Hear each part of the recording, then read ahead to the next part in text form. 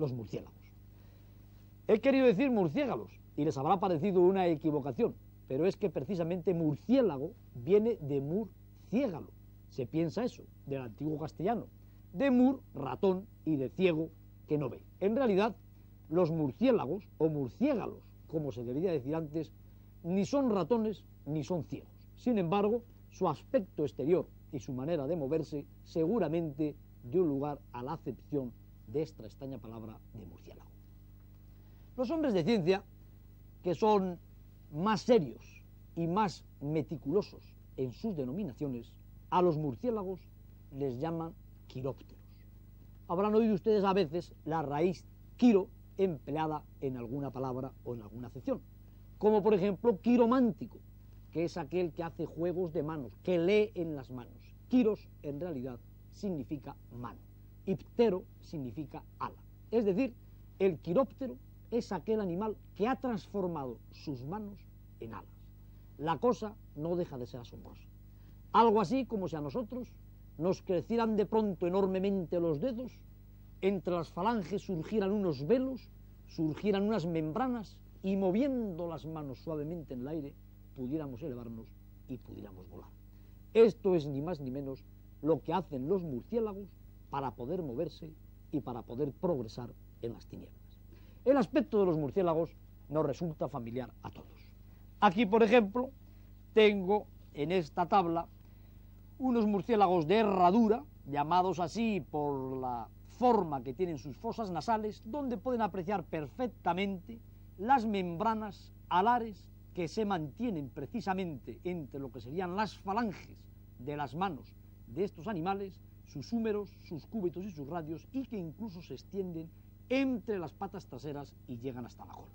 Aquí tienen a los herradura colgados boca abajo, agarrados por las uñas de sus patas posteriores, que es como estos animales permanecen y como estos animales pasan gran parte en su letargo invernal y cuando duermen en las cavernas y en las viejas casas y cámaras de las ruinas de los castillos.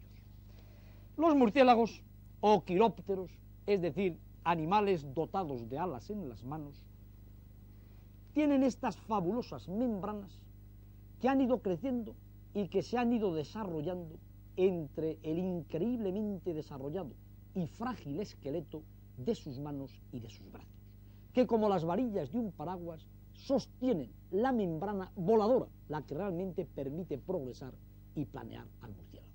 Pero esta tenue, esta finísima membrana, en realidad está formada por una doble capa de tejido epitelial que tiene en el interior vasos sanguíneos, que tiene en el interior nervios y que tiene en el interior tejido conjuntivo. Aquí la anatomía no ha podido ser más delicada y no ha podido ser más fina para dotar a los murciélagos de unas alas que sin el menor peso tengan, sin embargo, la máxima sensibilidad. Los hombres hemos hecho algo parecido. Yo cada vez que vuelo en los reactores transoceánicos y transcontinentales, que dicho sea de paso, me siguen dando bastante miedo, no dejo de pensar y no dejo de trabajar mentalmente para imaginarme cómo esas alas aparentemente tan tenues pueden soportar el tonelaje del avión. Cómo en el choque del aterrizaje, esas alas que no solamente soportan el tonelaje de la panza del avión, donde vamos los cientos de pasajeros, donde va el equipaje, soportan además el peso de los motores, de las turbinas, y no se quiebran. ¿Por qué no se quiebran? Porque los ingenieros aeronáuticos han sabido concebir una mecánica que mantiene mediante una serie de tirantes esas enormes superficies que permiten que el avión flote. Algo así hizo el supremo ingeniero aeronáutico, el creador, cuando construyó poco a poco, lentamente, evolutivamente, a los murciélagos. Unas finísimas varillas, que no son ni más ni menos que los dedos alargados, que sostienen esos planos que permiten a los murciélagos flotar y progresar en el aire. Pero yo creo que ya es mejor que a través de las imágenes de la película, como siempre, vayamos a ver algo de lo que los murciélagos son en realidad. Vamos a trasladarnos al otoño europeo y con la caída de las hojas vamos a acompañar a unos científicos que van ni más ni menos que a estudiar los murciélagos en el interior de las cavernas donde invernan. Vamos tras de los pasos de los espeleólogos y ahí tienen colgado del techo por las patas posteriores, a un murciélago, un vespertilio, que está ya sumido en el letargo invernal. Contemplemos con detenimiento el techo de la caverna y veremos que colgados de él, como hacen casi todas las especies de murciélagos para invernar, inmóviles, con las membranas de las alas protegiendo el cuerpo, recogidas como un paraguas cuando se cierra, se encuentran los murciélagos. Hubieran permanecido inmóviles durante todo el invierno o durante gran parte de él, desde octubre o noviembre hasta marzo o abril. Hubieran podido llegar, y de hecho lo han hecho, a cambiar de tal manera su metabolismo que la temperatura de su cuerpo está muy cerca de los 0 grados. Su organismo no consume nada, vive prácticamente de las reservas y así el murciélago puede esperar, suspendido de la caverna, a que llegue la primavera. Pero antes que la primavera han llegado los hombres de ciencia, a quienes acompañamos en este documental, y con su lámpara nos van desvelando los secretos que encierra la bóveda de esta cueva subterránea. Desprenden el vespertilio de su asidero y se dedican a hacer algo que asombraría a quienes piensan que lo mejor que se puede hacer con un pobre cernícalo es hacerle fumar ese dramático cigarro que solo la incultura y la crueldad puede realizar en el hombre. No, le van a poner una anilla, le van a poner una anilla humeral en el ala con objeto de que cuando este murciélago viaje o se desplace, se pueda saber hasta dónde ha ido, se pueda saber los años que puede venir a vivir y se puedan ir descifrando cosas que indudablemente nos ayudarán a los seres humanos en nuestro propio progreso y en nuestra propia vida. Dejan nuevamente los hombres de ciencia al cernícalo en la pared, al murciélago en la pared. El murciélago se aferra con las uñas de sus patas posteriores y ellos, en peligrosa escalada, siguen explorando cuevas y simas con objeto de trabajar más en el estudio de los murciélagos.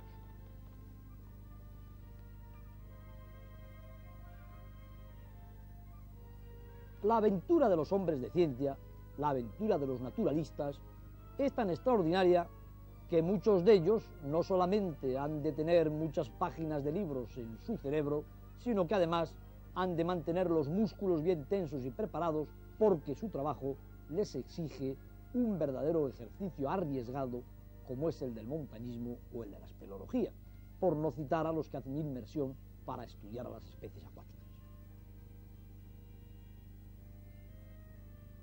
Aquí ven con qué meticulosidad van buscando en sus cobijos a los distintos especímenes de las diversas razas y especies de murciélagos que viven en Europa, con qué cuidado les desprenden y cómo nos van a mostrar que estos animales en invierno llegan a tener la temperatura corporal, según nos manifiesta el termómetro, muy cerca de los 0 grados, 4 décimas concretamente por encima de los 0 grados, que son los 0 grados de la congelación.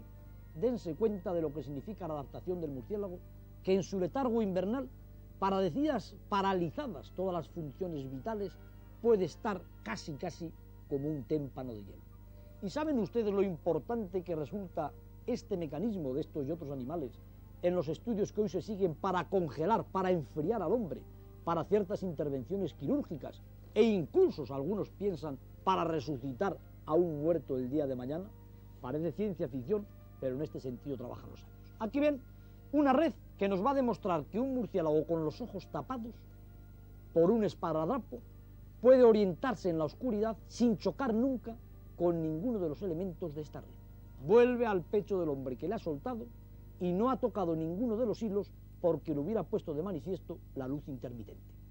Pero este murciélago que con los ojos tapados se ha podido orientar, se le destapan los ojos y se le obstruye simplemente un oído con un poquito de algodón. Vamos a ver lo que pasa. ¿Cómo se orienta el murciélago en la oscuridad? ¿Ve verdaderamente o no?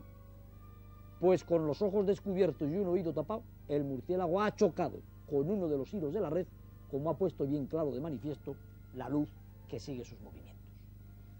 Entonces se ha podido descubrir que los murciélagos se orientan en la oscuridad emitiendo unas ondas, emitiendo unos sonidos de hasta 30.000 frecuencias por segundo que se reflejan y son recogidos por sus pantallas auriculares. por sus pabellones auriculares. De esta manera, la enorme sensibilidad de este oído que le permite al murciélago orientarse en la oscuridad, por lo que los hombres de ciencia llaman ecolocación, el murciélago no solamente no choca con sus semejantes en la noche, y no solamente no choca con estos hilos, sino que puede descubrir a los insectos de los que se nutre y que en este caso le están introduciendo en la boca con unas pinzas, porque les diré que los murciélagos disfrutan de un apetito extraordinario. Pueden devorar casi su propio peso en una noche de caza. Y vean también cómo el quiróptero, el mamífero volador, sacia su sed tranquilamente en esta jaula en la que los hombres de ciencia no solamente le dan su cordial observación, sino también amorosamente el alimento y el agua que el animal necesita para sobrevivir.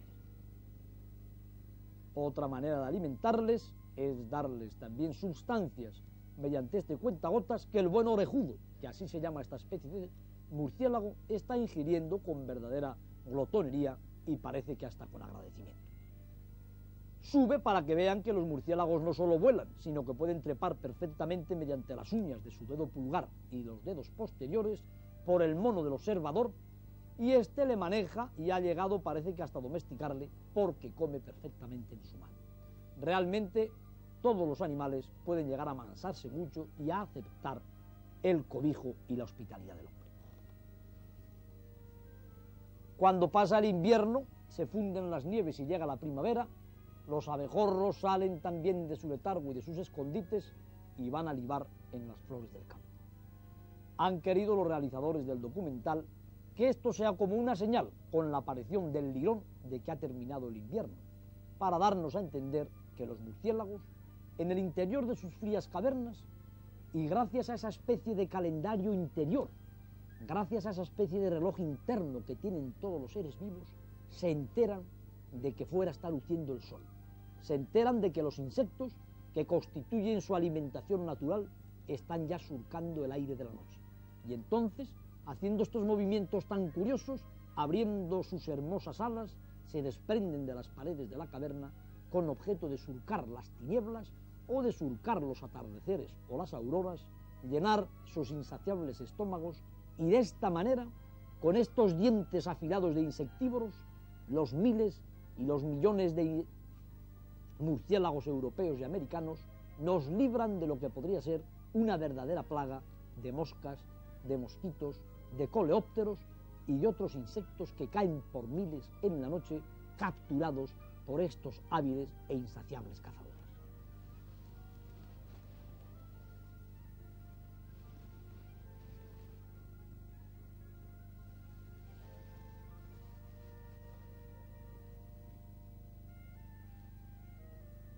Por docenas abandonan las bocas de las cavernas y les diré, a título de curiosidad, que en Norteamérica hay una caverna donde viven 20 millones de murciélagos. Y ahí ven las ruinas que tanto se han identificado en las películas de terror, en esas películas de miedo, con Drácula y con los vampiros. Después hablaremos un poco de los tropicales vampiros, porque desde luego en nuestras latitudes los murciélagos nada hacen más que ayudarnos, cazando mientras nosotros dormimos los miles y los millones de insectos que nos torturarían con sus picaduras, que transmitirían enfermedades. Se ha visto que hay una gran proporción entre la transmisión de la malaria en las zonas tropicales y la riqueza de murciélagos, y que por consiguiente estos interesantísimos primos nuestros, puesto que son también mamíferos y vuelan con los 4 dedos de sus manos, conservando el pulgar para asirse de las rocas, estos mamíferos también pentadáctilos como nosotros, es decir, muy primitivos, muy básicos, surcan el aire para ayudar indirectamente y desde luego sin darse cuenta a sus grandes primos, los poderosos seres humanos. Vamos a nuestras láminas didácticas para aprovechar también este rato del domingo para saber algo de los murciélagos que, aunque les parezca a ustedes que no, tranquilizará esa inquietud exploradora que tenemos todos los seres humanos y que nos lleva a aquello de decir que a la cama no te irás sin saber una cosa más, que aunque pertenezca al refranero me parece de los más sensatos asertos que se pueden decir. Aquí ven, queridos telespectadores, a un murciélago que se encuentra en pleno vuelo. Observen, gracias al dibujo de nuestro colaborador Lalanda, lo gráciles de los planos de sustentación, sus largos dedos que mantienen la membrana y que le permiten volar como nadando en el aire. Y aquí tienen ustedes al coleóptero, al insecto volador que va a cacear al murciélago. ¿Cómo lo localiza en las absolutas tinieblas de la noche? Lanzando esos sonidos, esas ondas, precisamente a través de la nariz, de hasta 30.000 o 100.000 frecuencias por segundo, que van a chocar con el insecto, que se reflejan rápidamente y que son recogidas por los pabellones auriculares del murciélago y por unos apéndices que tiene aquí, que se llaman ni más ni menos que el trago. Calculen ustedes lo que supone la perfección del cerebro de un murciélago.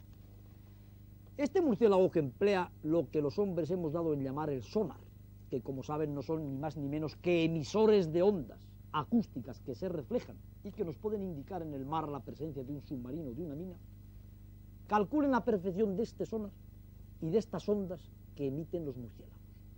El murciélago en movimiento, en plena noche, va emitiendo constantemente con una gran frecuencia esas vibraciones que, como el haz de luz de una linterna, perforan la oscuridad. Perforan la oscuridad acústicamente. Chocan con el cuerpo de otro elemento en movimiento, que es una mariposa nocturna o que es un coleóptero. Regresan rápidamente y el oído de ese murciélago hace llegar el mensaje al cerebro.